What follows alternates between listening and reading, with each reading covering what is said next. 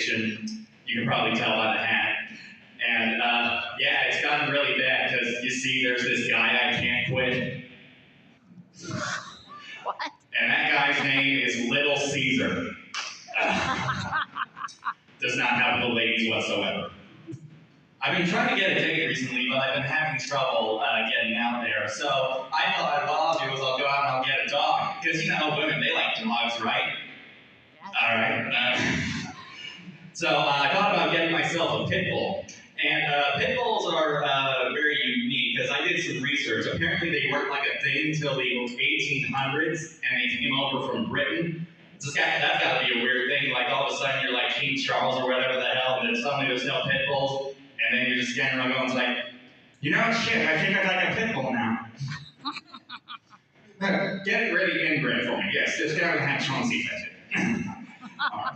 And the thing is about pit bulls, then you have the process of actually making a pit bull, and I like to imagine a lot of dog scientists or whatever the hell coming over, and then they're saying like, all right, man, we got this new project called a pit bull, and here's where we're going to make it. You see, what we're going to do is we're going to take an American Terrier, and we're going to breed him with a Down syndrome Shrek. Good one. Have you ever seen a pit bull? That's what their faces look like. It's just a Down syndrome Shrek. You can even hear it whenever they bark. You know, it's like, roo, roo, jump cat. But you have to remember, it's a Down syndrome Shrek, so it sounds a bit more like it. Right, kill him.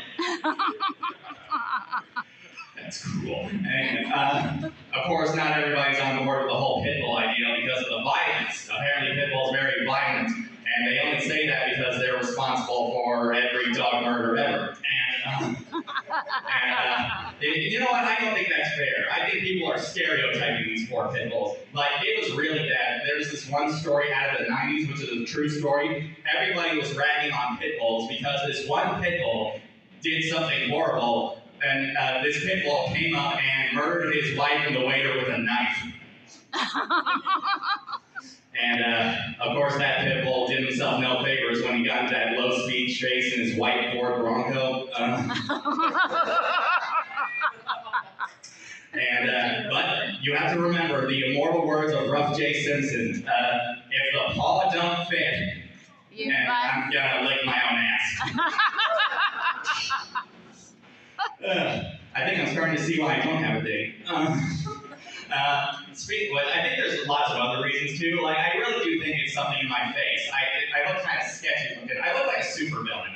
I look like I just acquired membership into the Legion of Doom or something. And which I think is unfair to me because I never chose to look like an albino megamind. All right, it's a bit hurtful, you know. And so that's just my problem. I look like I'm always scheming, you know. So every time I'm on a date with a woman, I just feel it's necessary to break the ice. I'm like, look, I'm not a villain. I only led those orphans across the highway once. And the thing is, I had to stop them because they were about to go into a family restaurant. And speaking of family, before I go, I would just like to wish a happy birthday to my dad, who's over there. I would just like to say happy, whatever, however old you are. I stopped keeping track after he decided to become Phil Robertson. So happy birthday, Dad. I love you, and I love you, Tulsa. Good night. Ian Marcum is beautiful.